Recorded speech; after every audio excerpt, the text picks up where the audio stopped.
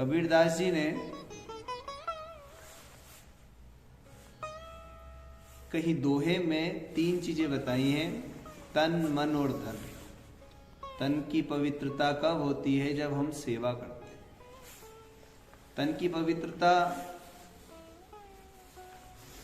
अच्छा वस्त्र पहन लेने से, नहा लेने से मात्र नहीं होती।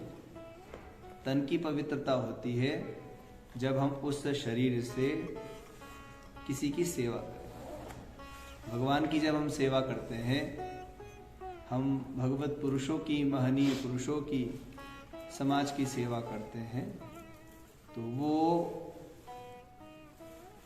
हमारे जीवन में कल्याण के रास्ते को प्रशस्त करते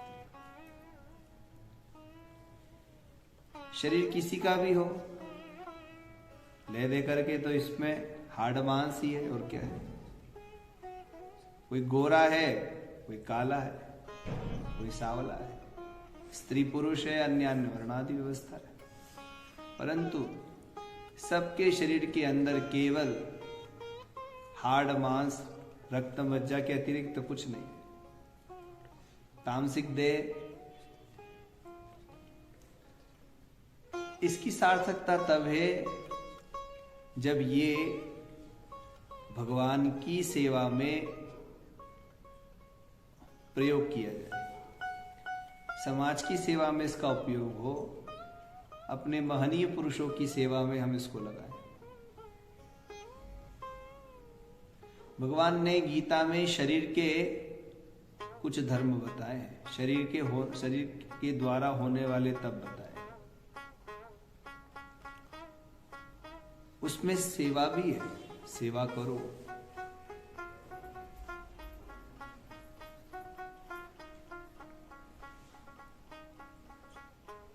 तप करो,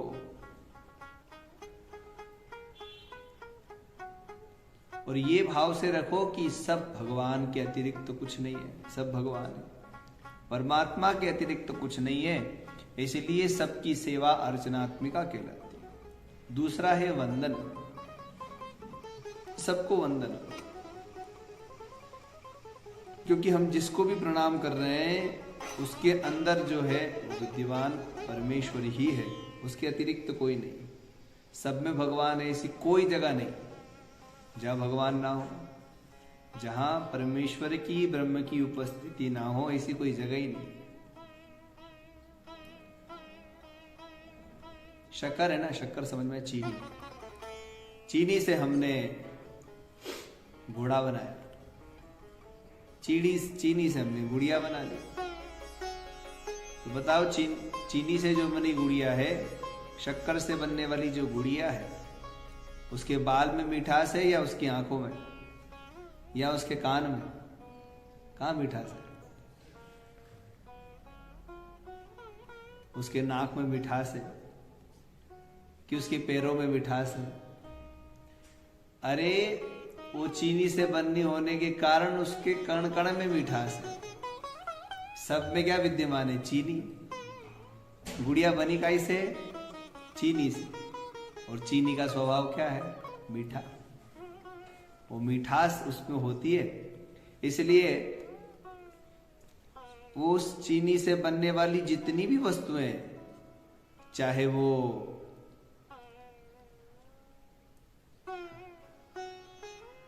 गुड़िया हो, हाथी हो, किसी भी प्रकार के खिलौने क्यों ना हो, पर उन सबके अंदर जो विद्यमान है वो तो चीनी है, और उसका स्वभाव क्या है? मीठा।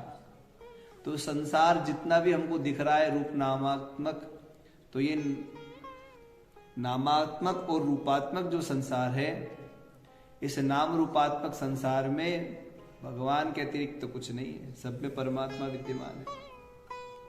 इसलिए श्रुति ने कहा ईशावास्यमिदं सर्वम, संपूर्ण जगत में ईश्वर विद्यमान है, ऐसी कोई जगह नहीं है जहां ईश्वर की उपस्थिति ना हो, सब जगह है। तो सर्वव्यापी जो परमेश्वर है वो सब जगह है, और सब जगह होने के कारण हम कहीं भी हो, किसी भी रूप में हो, और किसी की भी सेवा कर रहे हो, तो जिसकी हम सेवा कर रहे हो उसके अंदर भी तो भगवान है ना। तो किसकी सेवा होगी? भगवान की। उसको प्रणाम किया, किसको प्रणाम हुआ? भगवान। तो संपूर्ण जगत में परमात्मा विद्यमान है, इसीलिए संपूर्ण जगत की वंदना और सेवा परमात्मा की ही अर्चना है और वंदना है।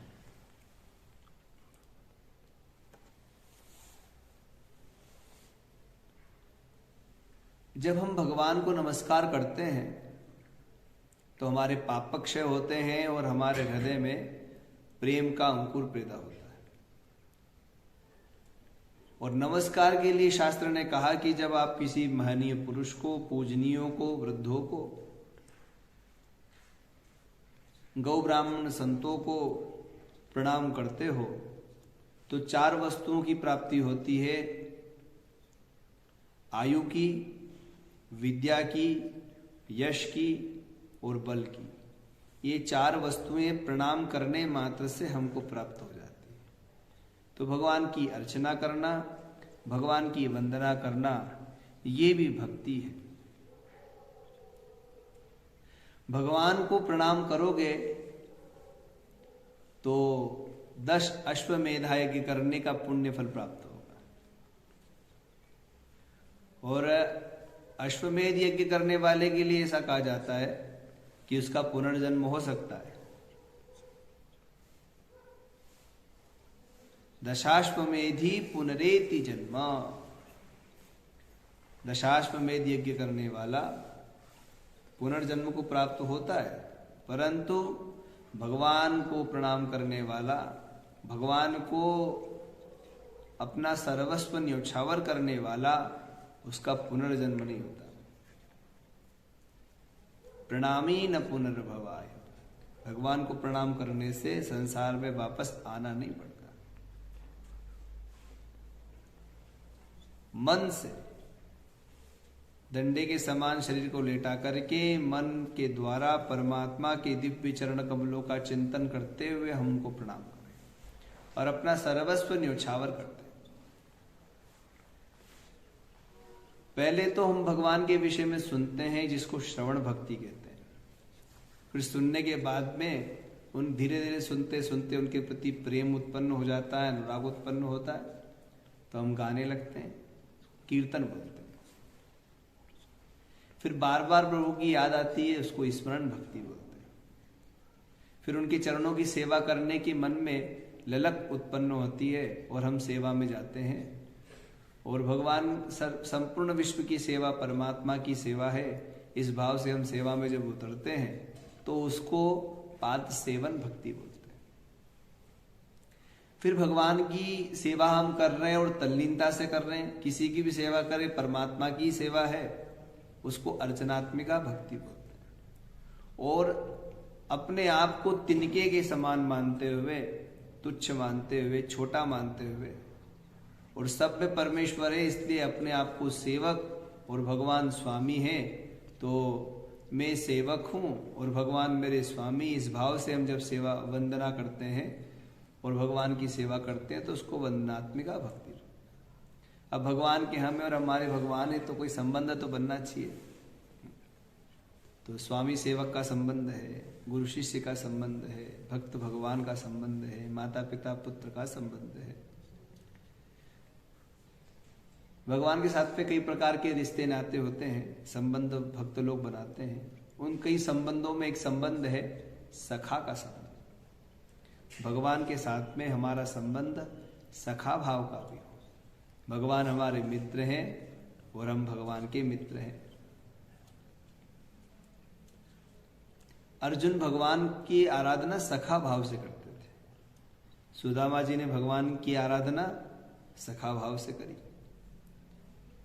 तो परमेश्वर की आराधना कई रूपों में की जाती है।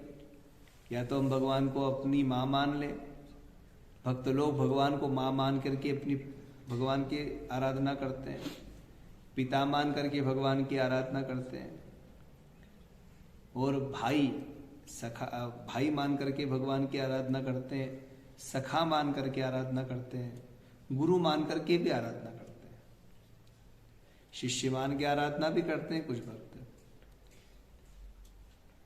एक संत हुए, वो श्री राघवेंद्र जी को अपना शिष्य मानते थे। भगवान रामभद्र को ये मानते थे वो कि ये मेरे शिष्य हैं और मैं इनका गुरु। तो भगवान के साथ में गुरु शिष्य का संबंध बना लिया उन्होंने।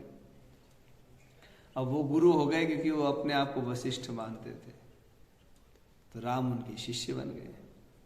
और भगवान राम शिष्य बन गए तो शिष्यों के प्रति वो भगवान राम के साथ में व्यवहार करते थे। ऐसा संतों के मुखारविंद से सुना है कि एक बार कई संतों ने कहा भाई तुम मंदिर नहीं जाते हो, वो भगवान को प्रणाम भी नहीं करते हो, आपको मंदिर जाना चाहिए और भगवान को प्रणाम करना चाहिए। आप संत बने हो, मंदिर नहीं जाते, प्रणाम नहीं करते। तो वो कहने लगे भाई भगवान तो हमारे शिष्य हैं, और अब गुरु के घर शिष्य लोग आते हैं, कभी कभी गुरुजन भी शिष्यों के जाते हैं, परंतु अधिकांश तो यही होता है कि गुरु से मिलने के लिए शिष्य लोग आया करते हैं। तो उन्होंने कहा भाई भगवान राम यही हमसे मिलने आ जाते हैं, हम कहाँ मिलने जाएंगे। तो संतों ने कहा नहीं नहीं, यहाँ रहना है तो तुमको भगवान के मंदिर तो जाना पड़ेगा। और जोर जबरदस्ती एक दिन उनको लेकर के आए। अब वो तो जाना नहीं चाह रहे थे, पर वो सब लोग लेके चले मंदिर।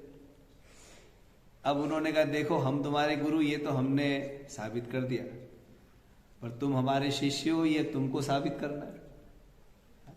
अब आप मेरे शिष्य हो इसका प्रत्यक्ष प्रमाण दो।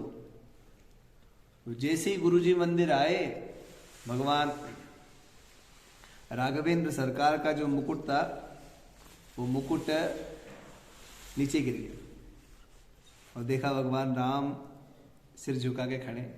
भी गुरुजन आ जाए तो हम लोग सब सिर झुका के खड़े होते हैं उनके स्वागत में। तो भगवान राम अपने गुरु के स्वागत में सिर झुका के खड़े।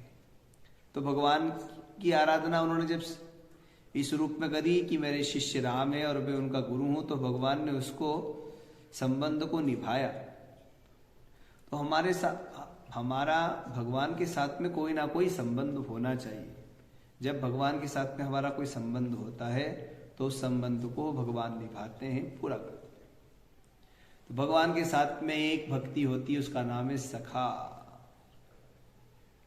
सख्य भाव की भक्ति, फिर दास्य भाव की भक्ति, और फिर सर्वात्म निवेदन की भक्ति।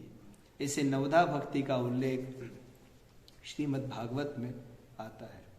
अब सखा भाव की और ये जो दास्य भाव की भक्ति है, इसके ऊपर फिर अपन आगे विचार करेंगे। श्री राम जय जय राम।